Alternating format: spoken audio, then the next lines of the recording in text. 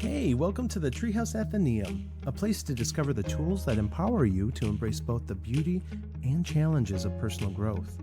There are so many branches leading to your roots. Come on, let's explore.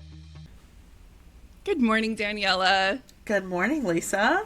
It's actually morning for both of us, but you know what? It's more morning-y for me, so I will cheers you shortly. Man, talk about the difference between a Floridian and anyone else. Yeah, it's always iced coffee time, even when it's cold.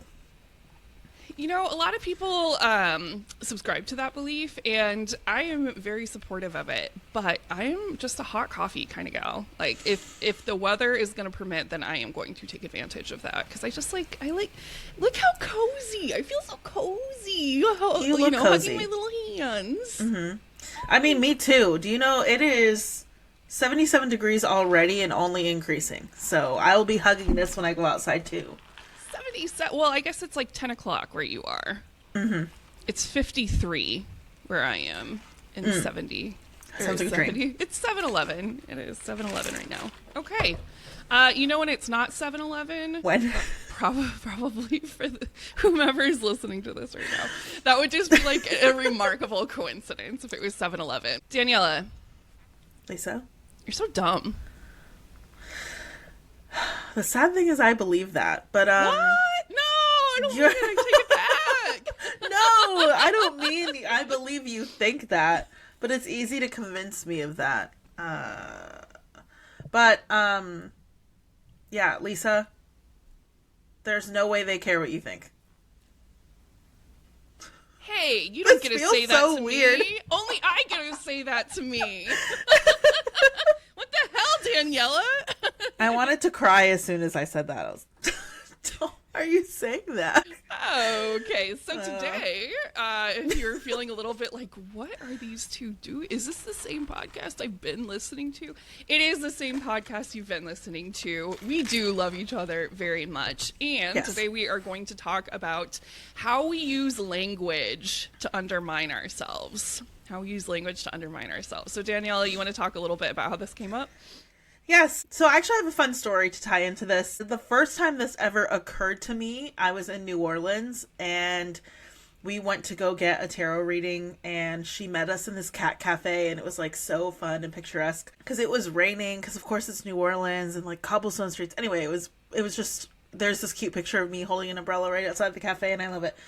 And I started to shuffle, or something happened. I messed something up. I said out loud, "Ugh, I'm such an idiot."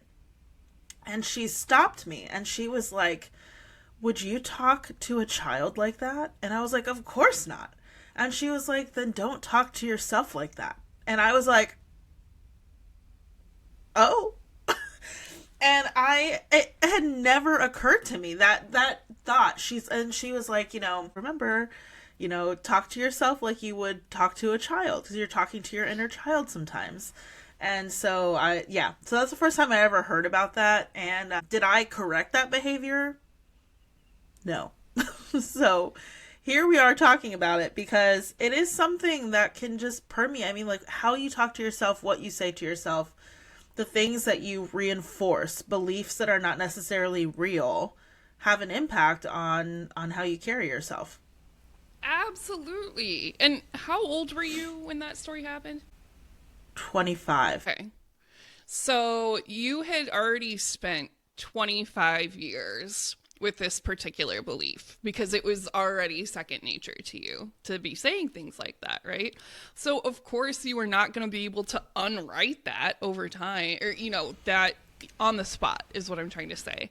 Because you may have heard that thing about how a habit takes 21 days to form. It takes 66 days for a new neural pathway to form. Like, your brain doesn't really care. If you miss a day, it's not going to write you like an excuse slip. Like, you need to keep on it to keep that momentum going. And I'm willing to bet that you hadn't been practicing that for 66 days consecutively after that moment. But she does pop into my head anytime I think it. Like, anytime I think it or say it out loud, I think of her. I believe that. I actually have a similar story. When I was a lot younger than that, I think I was in like 6th grade, 7th grade, and we went to a ropes course. I used to think ropes courses were so fun, and then I did one as an adult, and I was like, oh my god, why does anyone go up this high? But anyway, so I go on this ropes course, and I was talking to the instructor, and I was like, I can't do this. I am super athletically challenged. And he looked at me, and he's like, well, if you say it that way, you're always going to be that way. And I was like... And then I didn't listen to him because I was in 6th or 7th grade. But, like, he had a point. If I keep telling myself that, then my brain is going to look for the evidence to support that. And that's kind of a beefy thing to wrap your head around. You know, there's a lot of self-accountability that goes into that. And then it's like, comes right back to you saying the terrible things. Well, why didn't you figure this out? Didn't you see that? That's so obvious, stupid. And then if you say that, your subconscious is this tiny little 6-year-old that takes everything literally, and it's like, okay, yes, I am very stupid. Let me look for all the reasons that's true, and then maybe you'll like me for it. You know, that maybe I'll be just smart enough that I can show you you're right. And like, who is that helping? Yeah, right. Yeah. I catch myself like a million times a day doing this at work too. Because if I like it, the most minor thing can trigger me being like, you fucking idiot. And I say it at my desk, like just out loud, you know, under my breath, but like still bad habits. They are bad habits, but you know what? We are doing the best we can with the information that we have available to us at any given time. And sometimes that information that is being given to you is a liar. So for today, we're going to do an experiment. You may have caught on that Daniela and I are very into experimenting within the container of the podcast. And we are doing another wheel of context today, but this time it's with an actual wheel. So... Woo. How this is going to work is Daniela and I have preloaded some different horrible things that we say to ourselves on the wheel, and then we are going to spin the wheel and take turns saying them to each other's faces. Ugh, here we go. I don't know if we've talked enough, you know, about our emotional signs every single podcast, but this is a refresher. Daniela is a Virgo moon, which means she's got great attention to detail.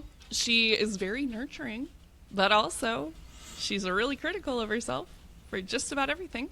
Mm-hmm. And I have that Cancer moon that is like, having a Cancer moon is kind of like when you get a sunburn and then you like feel the fresh skin under there, and you're like, that is way too near to be touching.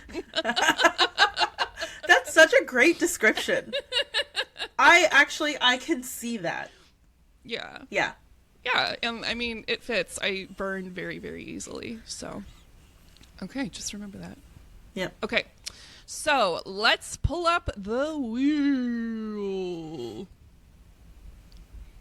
So our beautiful wheel is filled with terrible things that we say to each other. Daniela, would you like to rock, paper, scissors, or who has to throw at the first punch? Yeah, that seems fair. Okay, are we going to rock, paper, scissors, shoot this? Or just... Yeah. Okay.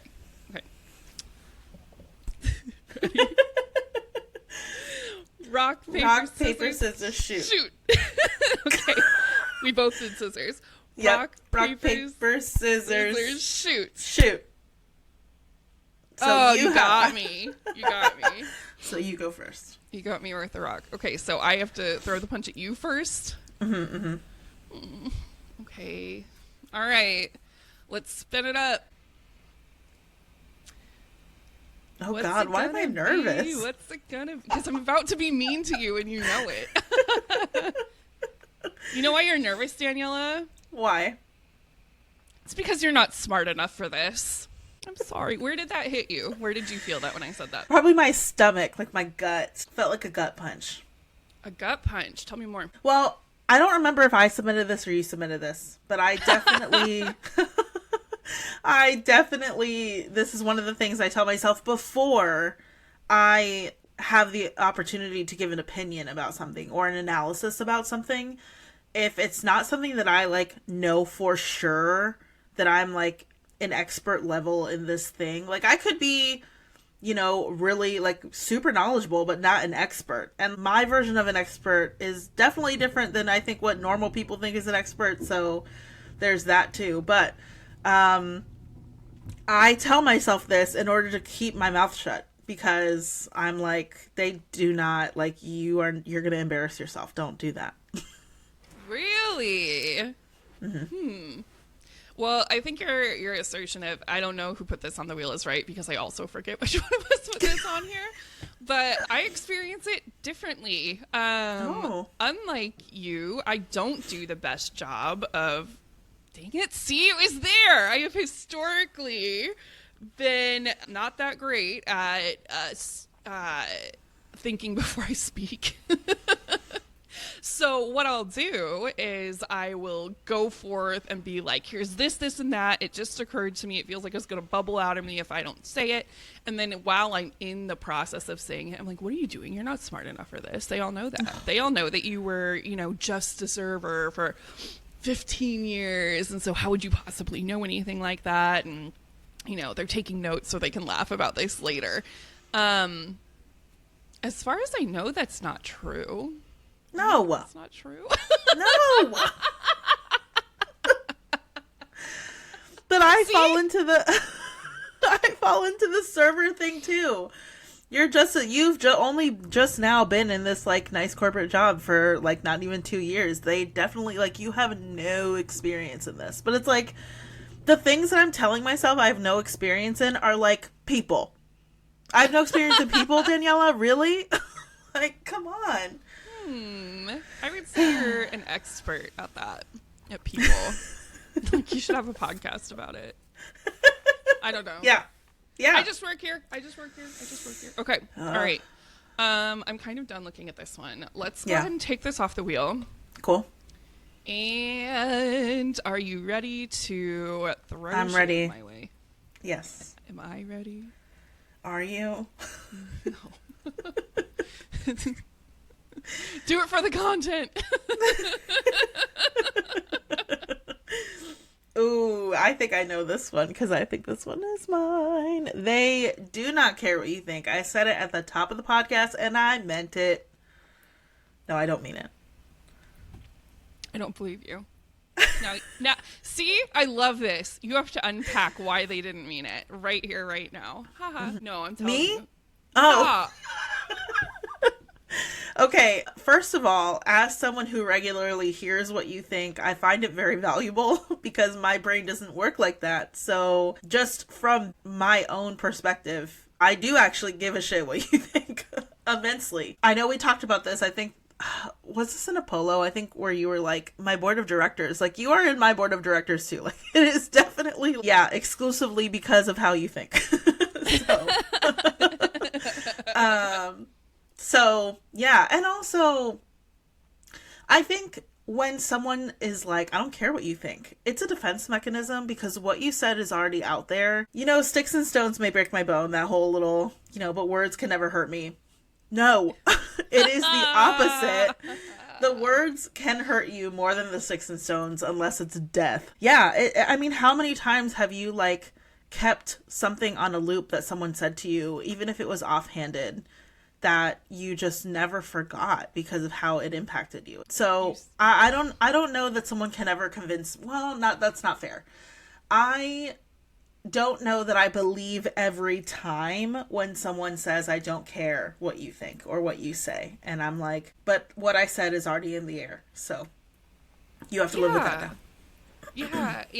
Yeah. I felt that like right behind the bottom of my rib cage. Like I was just like, ugh, kind of this like gross feeling, and my heart's like yelling down, like, what do you think you're doing down there? This isn't for us. And there's just this internalization. So when I hear something like this, they do not care what you think. I actually think a lot about this man that I worked with at the Jungle Cruise. His name is George. I really hope George is having a nice day. Anyway, we were doing some opening procedures one day, and I was talking to him about how frustrated I would get when I would have a boat full of people that didn't laugh. And I was like, I don't understand. Like, I'm putting so much into this. Like, I really, really care about this job, and it's a lot of fun, and it like really gets me down when people aren't laughing at my corny jokes about animals. And he just looked at me and he said, Lisa, do you laugh out loud every time you watch TV? And I was like, no. And he goes, do you still think it's funny? And I was like, yes. And he's like, well, see, there you go. You have no idea what's on anybody's mind. They could be just quietly appreciating it. So George, sweet George, is the voice that I have in my mind when I catch myself thinking this, and then I'm able to turn it around. But that's a big piece of what we're talking about. You need to be able to identify these things for yourself so that you can rewrite them rather than continuing to internalize them. It's a big part of self-care. I hope you like that. I hope you like that thought. Okay, now it's your turn. Okay. All right. This was a terrible idea. Whose idea was this? That was negative self-talk. I just did it. It was my idea. Okay. Money is for other people, not you. Danielle, you don't deserve money. Oof. Literally everyone in the world deserves it except for you. You should be happy to have, just enough to get by. There are people in, other countries that don't. This brings me, first of all, I felt that like in my heart, like in my chest, and then made me think, this is probably getting into a niche topic that we're not going to fully explore enough to even really worth be mentioning, but I'm going to do it anyway. Growing up with my mom, we've all heard about my backstory. Mm-hmm. Growing up with my mom in this community, or like within this practice of being like a medium and whatever, the idea of what to charge people for services has always been a really rough territory, because when you're in the healing space, it's like, how do you charge someone to heal? Like, it feels icky, it feels weird, and that has definitely sunk into my brain. It's hard. And I feel like if you're someone who believes this, the whole money is for other people, not you. If you're telling yourself that, you have value, you're bringing value, and the value is going to come back to you if you believe in it. So if I think I understand what you're saying. Tell me if I'm wrong. The value is going to come back to you if it's... Wait, what was the last part of it? The value's going to come back to you? If you believe in it. If you believe the value, yeah. Right, okay. So what you're saying is if there's like meat, like heft behind your gifts, like you're not just sitting there scamming, essentially, or like saying what it is that you need them to hear. There's actual value in it. Then that value is going to find you, again, whether it's like monetarily from the person that you're talking to, or like karma's going to do its thing and give you that kind of like repayment in a different way. Yeah. Okay. I'm with you there. And I think that's kind of an interesting thing to think about is the concept of karma is one, like, I don't know, you hear karma and it's like, oh yeah, I want something bad to happen to you because you screwed me over. But that's not necessarily the full picture, I guess. Mm-hmm. Karma is also really good, right? That's why you're putting good things out into the universe. And it doesn't mean that those things are always going to come back to you from the same source. Right. Which I think is really, really important to remember. So, like, yeah, I've had kind of terrible, unsupportive friends in my life, but now I have you who is coming in and helping me sift through all of those different things, and then some things that I didn't even think were going to be a part of my life. So yeah, that karma, it comes back. That value, it comes back. Okay. So Lisa, this is yours. How and when do you tell yourself this? So this is a thing that I have actively been working on for, I would say, the last 3 or 4 years. because I'm really trying to change my mindset around money. If you're repeating the same things over and over to yourself, we already went through this, you're going to find ways to confirm that that's true. So if I'm constantly saying that money is for other people, or I just need enough to get by, then that's all my brain is going to come up with. So in thinking this, it's more like, yes, money is here to support the things that I want. Like, I know that I can trust myself with money because not all of us are Elon Musk. And, you know, like, you don't need to have billions and billions of dollars to be able to support the life that you want and the life that feels resonant to you. So the more that you kind of put yourself down in this way, the less likely it is that you'll be able to come up with those kind of like flash in the pan ideas that end up being like really, really helpful for you. So I put this on here not because it's something that I say to myself anymore, but because it was like a really chunky limiting belief for me to have to chip away at for a long time. Oof. And I hear a lot of my clients when I'm talking to them talk about how they just want enough to get by. They just want enough to not have to live paycheck to paycheck. As if asking for more than that is somehow like a flaw on their character. But it's not a thing where you're asking to take someone else's resources. It's a thing where you're asking to be able to enjoy the space that you occupy in the world. And from that vantage point, I really think it would be advantageous for everyone to pick up that mindset, you know, because then you see your friends accepting what they deserve and you begin to think, okay, well, maybe then I should accept the things that I deserve. But it's a real act of courage. So there you go. Yeah. And money mindset, I will say, I mean, I used to roll my eyes when people would talk about money mindset because I was like, whatever, money is like a resource and, you know, no amount of what you think about it is going to change the fact that it's a resource or how it plays in the world. But that's not true. So pick up a money mindset book. We Should All Be Millionaires is one of them, one that we read. So I recommend that. And it's almost insane how many not money limiting beliefs are limiting your financial mindset. So yeah, pick up the book. And beyond that, too, because essentially when you're talking to yourself about not being able to deserve money, your brain just hears you don't deserve. And then you start undermining yourself in a lot of other ways, too. Mm-hmm. So it is so worth it to dig into this kind of thing. And I don't know if it's something that's ever, like, totally cured. But, I mean, air is a resource, too, right? And have you ever been sitting there on a normal day, right? Like you're not Leo in the basement of the Titanic, spoilers, I guess, being like, how much of this is left for me to breathe? You just take it in because you know it's your right as a human. It's something you need. Money is also something you need. Okay, I'm off my soapbox. Right. Now you have to be mean to me. Who do you think you are? Just a lady. We think a lot about who we are, first of all. I know. We're pretty self-reflective.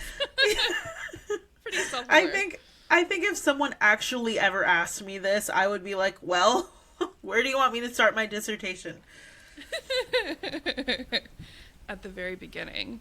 It's a very good place to start. Mm-hmm. I really don't have more to say on this one. I feel like we kind of covered it a little bit earlier. Yeah. Do you have any other thoughts? Yeah. If you're here, you're already on the self-discovery journey, but it is important to know who you are. So that if someone actually does ever say this to you, you can have a good comeback because what the heck?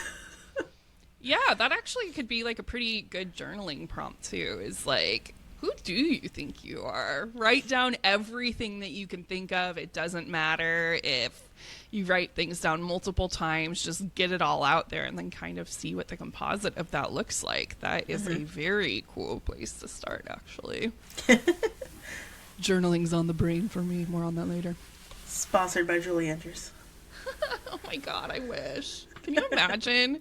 No. She is like I would die. Perfect. She's perfect. Dick Van Dyke is perfect. I cannot think about mortality when it comes to those two.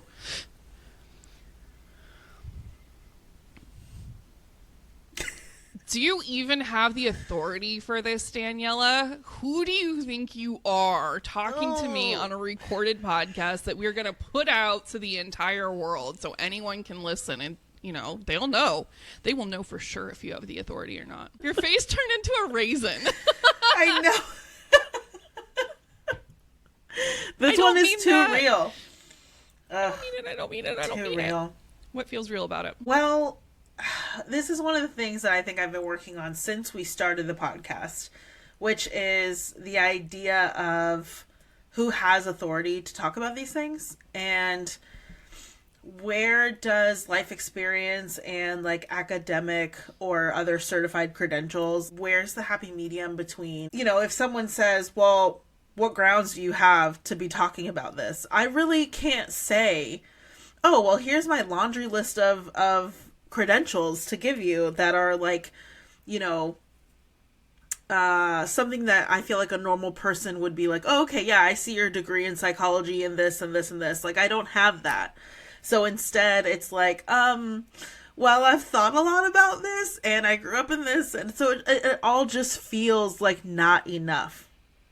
And so then it makes me think, what is enough? Even if I got the degree, would I be happy? Would I feel like I have space to occupy in this field? Okay. Now tell me why you do have the authority to be here on this podcast. Well, that would... Okay. Because I have been in this realm since I was a kid. And being in the wellness, the like intuition, tarot, whatever, spirituality, wellness community as a kid, I have a lot of really good observations about what it does and how it is transformed and where we've come from. And also, as a Scorpio, I'm just really observant. And I've thought a lot about this. I've had my entire life to think about this. And I have a lot of thoughts, and I want to share them. So... yeah. How did it feel to say that out loud?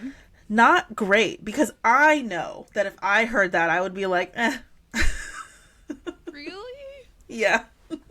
I heard you talking about it, and I was thinking, I cannot wait for Daniela to watch this recording back, because the little smile you got on your face, it can only be described as that feeling when you wrap your hands around a warm cup of coffee in the morning. I mean, okay, so this is where my hypercriticalness comes in, unsurprisingly, because if one of my friends were to say that, I would be like, yeah, oh my God, please, like, you are great, you are awesome, people are going to love what you have to say, get out there, you know, like, there's nothing, if you fail, you're just going to learn more, you know, like, whatever, and I know that, and I believe those things. But if I were to hear a stranger be like, well, I'm a Scorpio and that's why I have the authority to talk about this, I would be like, get fucked. Like, what are you talking about? For real. You have a thing with Enneagram too. I have a thing with Scorpios. I'm like, you're going to hurt me. Yeah. But yeah. You disproved that. See, everything can be disproved. Yes, everything can be disproved. I have also been learning that in this season with my own personal astrological biases.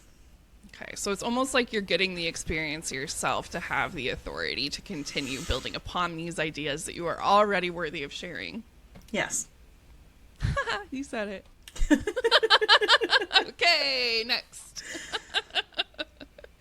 Sometimes I feel like a lawyer that is hired to be a hype person. Wait, is this me or you? This is me, right? You don't look how they want you to, so don't even apply. Ugh. I want to vomit. I feel like I need to get that out of my mouth. Hold on. Yeah, drink your juice, Shelby. God, that sucks. Mm-hmm. Like, I put this on there because this is a thought that I have had in the past where I got, like, I was told that I was in the final rounds of an interview and then I just didn't get it. And that happened to me a few times. And I thought that, like, the feedback that I was getting was like, you know, it was just like a really marginal thing. And I was kind of, I don't know, I was up in my head about whether or not I looked like the other people that were doing the same job, essentially. And I didn't. And none of that has to do with race. It has to do with like body image. And that's a really tough pill to swallow because it's something that I feel very deeply and very real. And I've had a lot of uphill battles about that one. But like to have any inkling that that's why somebody would be rejecting me is like a whole different thing. It goes back to what I said at the beginning of this. Like, you can't talk to me like that. Only I can talk to me like that. And I mean, if the internet has taught us anything, there's someone for everyone, right? There's a whole Only Feet spinoff of OnlyFans. Like, yeah. No matter what you've got going on, someone is going to appreciate it. And I don't necessarily always mean that in like a sexual way either, but that's just kind of like illustrative. Also, no shade if feet are your thing. I'm just saying it's something that wasn't commonly talked about before, and now it sure is. That one sucked. Why did I put it there? Go ahead. I second everything that you said, and also apply anyway, do the thing anyway, and get the courage to have the self-worth that you deserve to have, so that if someone actually says something like that to you, you can tell them what they deserve to hear. Yeah, teach them how to treat you. And the only way to do that is to treat yourself the way you want to be treated. I'm going to put that on a loop and listen to it later because that's a lesson that I am still learning. But it's a lesson that I think is worth putting out there to our listeners too. You know, you don't have to be perfect to be in the process of making it work. We have 9 of these left. Oh Lord. Are we gonna make it? I don't know. All right. That is a good thing to have on a loop, actually. Even as an Enneagram 1, especially as a 1, but anyone, but like, whew, yikes. Yeah. Do it in your own voice if you can. Daniela, you need to dye your hair before you go. Everyone is going to notice your roots. Okay, I have a hack for this. I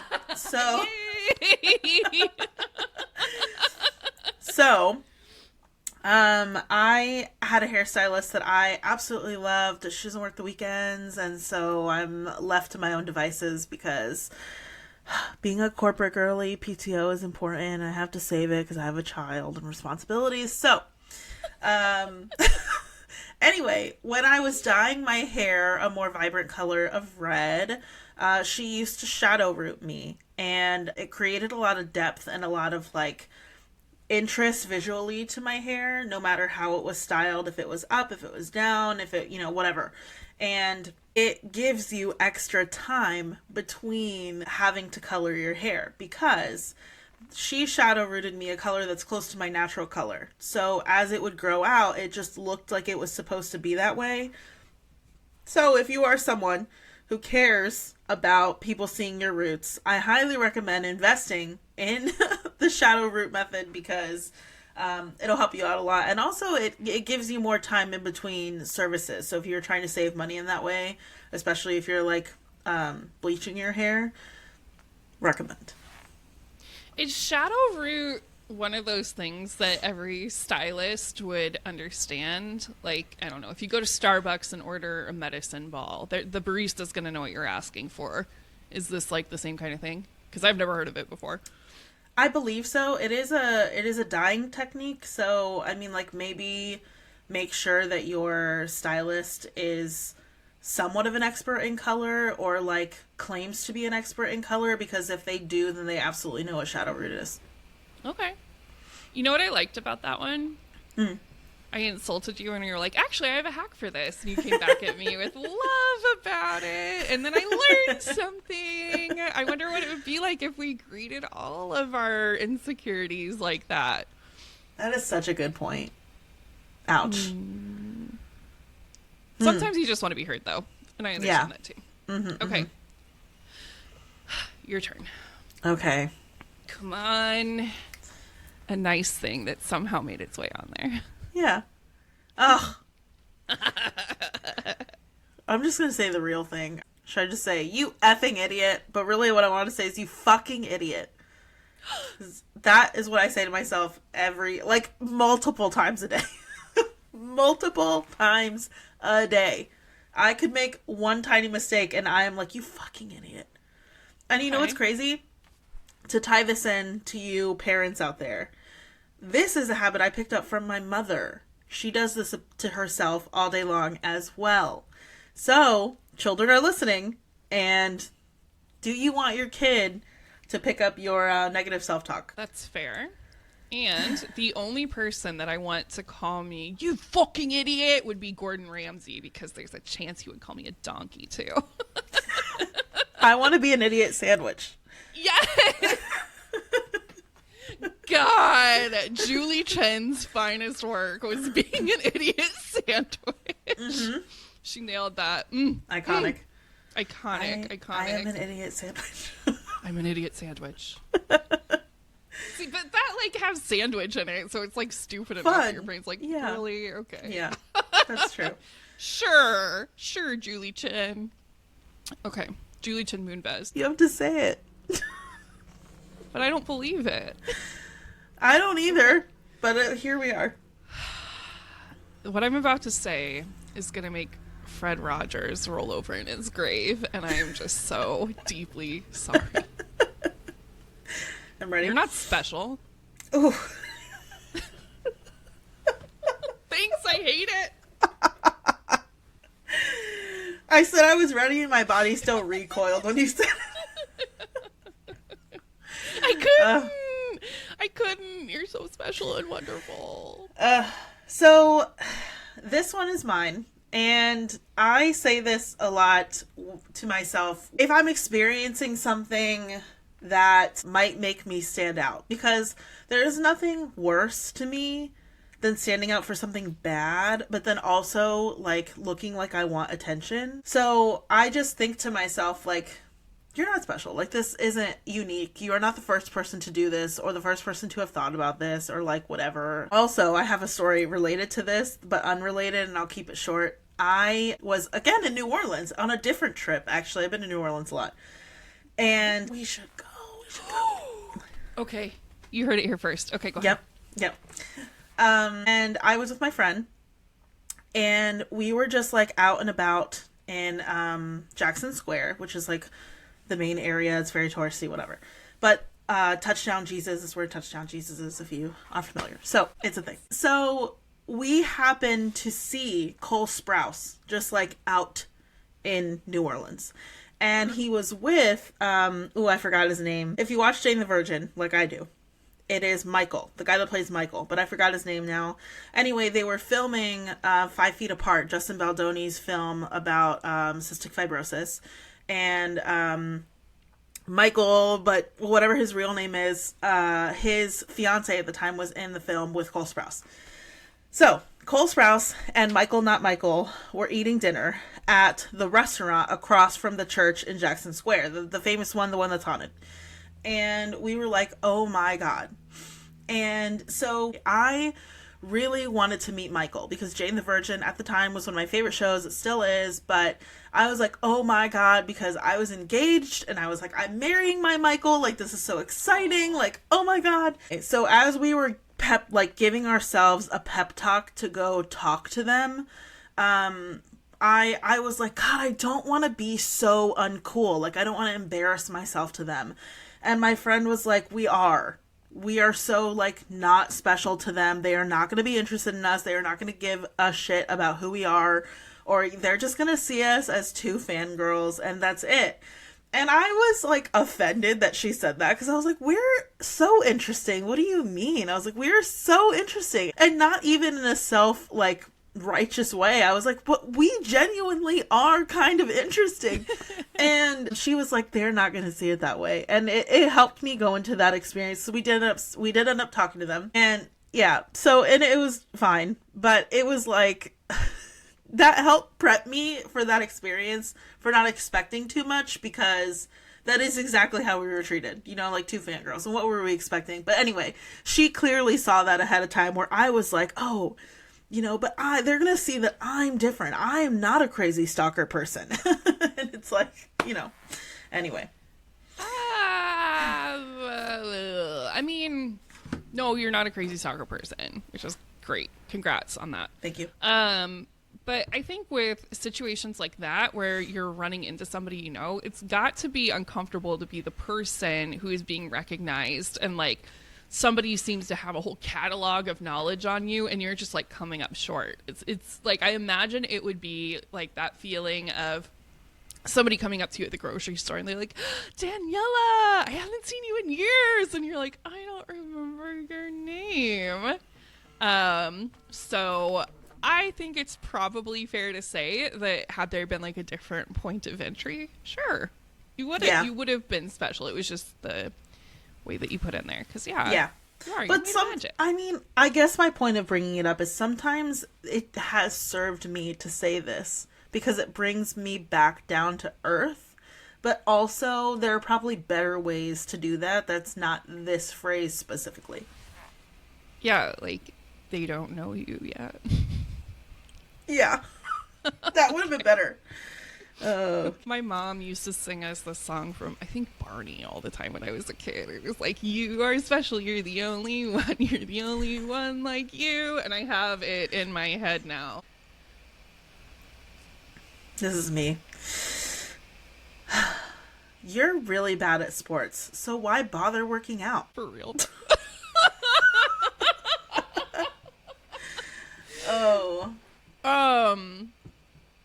This one is one that I put this on the wheel. I am still actively working to get over this one. As an Enneagram 3, I have a very difficult time doing things that I'm not naturally good at, period, but especially not in front of other people. So when you go to the gym and you've got these people that are self-proclaimed gym rats and they like understand the correct form for lifting weights and they like understand the intervals and how to really shape their workouts well, and I'm over here like listening to my audiobook on a treadmill, I feel very out of place. And I feel like, okay, so they're just looking at me like, wow, look at this poser, because I guess when I'm in the gym, I'm also in the year 2003. Back when posers was really a sick burn. But anyway, so this is something that I am actively trying to get over, because you don't have to be good at organized team sports to enjoy moving your body, and that is something that I am working on. I can relate. I can't tell you how many videos I've like Googled lately, because I have been kind of craving going back to the gym, but I have the same thought, like, why you're gonna embarrass yourself out there. I have Googled so many like gym routine TikToks so that I can somewhat know what I'm doing or look like I know what I'm doing, so that no one looks at me funny. Anybody who goes to the gym looking like they know what they're doing had to do something similar. Like, obviously TikTok was not available throughout all of time and space. But they had to figure it out by watching. And I think that some people learn how to do it at a younger age, so it feels more acceptable to be curious about it then, versus like as adults, maybe not as acceptable. Yeah. So I went ahead and closed the wheel because I was looking at the options that we had left, and a lot of them were very similar to things that we had already talked about. So, Daniela, do you have any final thoughts on our little experiment of the day? I was supposed to remember to say something. I wrote a star on my note paper and I forgot. Which reminds me that I usually always say I have a bad memory. And Lisa, you have told me, I'm pretty sure on a podcast, don't say that, because you're just reinforcing that. Your brain is just reinforcing that. So maybe I'll remember, maybe I won't. But if you were like slightly icked out at points during this, or you felt like, oh, I say that to myself, hopefully you'll remember this the way that I remember the tarot lady. And it takes time, it takes effort to change these habits, but it's worth it. And one day you'll start walking around saying positive self-talk, and hopefully that day you think of us. Yeah, I hope so too. One of the ways that I have really used or like relied upon to get through these types of limiting beliefs is journaling. And sometimes it looks like Bart Simpson with the chalkboard, you know, where you're just writing the same thing over and over to get it through your head. And sometimes it's not. It's more like, let me dig into this and why are things this way? And I think that if you use a lot of the tools that we've talked about within this podcast, or you may have seen us talk about on social media, like those are all really good tools to help you stop those thoughts in their tracks and replace them with better supported ones, right? Like the idea of self-discovery and journaling and pretty much anything within this realm is to give yourself reinforced evidence that you are capable of things that you didn't think you were capable of. And sometimes the things that you don't think you're capable of are as easy as like going to the grocery store, right? So this is not like an overnight thing. It is something that you need to keep at, and you are worth keeping at this. So we actually have two announcements here. I'm going to do mine first. So the first announcement is that I have finally, after 6 years of dreaming about this, put together an 82-page Enya journal that is fillable and downloadable, and it's gorgeous, and I'm so proud of it. And you can find it by searching for Nine Arrowed, NINEARROWD, on Etsy. It is under 10 doll hairs, and I put a lot of thought into helping you to start out with like broader questions that would apply to like everybody, and then narrow things down. And the way that I intended the journal be written is that you go and you do the prompts for your own core type, and then you do the wings and your lines as well.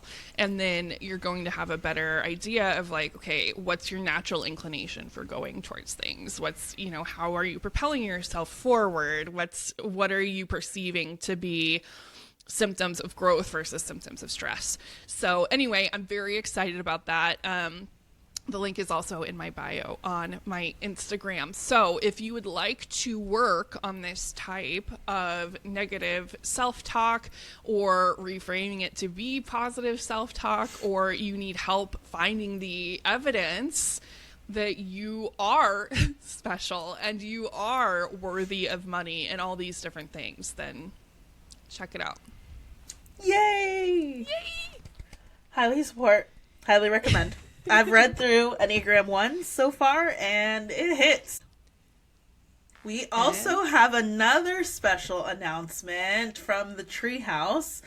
Today's episode actually marks the end of season 1. So thank you for watching all the way through and enjoying these 25 episodes with us. We are calling season 1 our vital records. As you know, we are the Treehouse Athenaeum. Athenaeum is a synonym for library. So this is kind of phase 1 of what we're trying to do. And we're going to take a little bit of a break and come back at you with season 2, or phase 2, I guess I should say, at the end of the summer or maybe early fall. So stick around, see what we've got going on. But until then, you have these vital records to keep you warm until we come back. If you need a recap, we've gone over shadow work, we've gone over astrology, we've gone over Enneagram, some spirituality talk. Lots of things to keep your interest peaked, and maybe do some work on your own before coming back to learn what we've got coming next. Yeah, and we're going to be releasing, we definitely had some episodes that were good, but they weren't to our standards. So they still had really good nuggets in them, and we'll be releasing those on YouTube periodically too. Again, to keep you warm throughout these cold summer months. I guess if you're in the southern hemisphere. Well, thank you, Daniela, for sitting here and being gentle with me in these really hateful words. Likewise.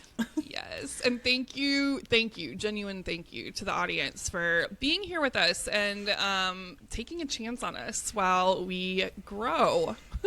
It's been so cool, and we're really enjoying hearing your feedback too. So while we do have a solid idea of what we're doing in phase 2, we want to make it valuable for you. So if there's something that you would like to see specifically, let us know. We might be able to make it happen for you.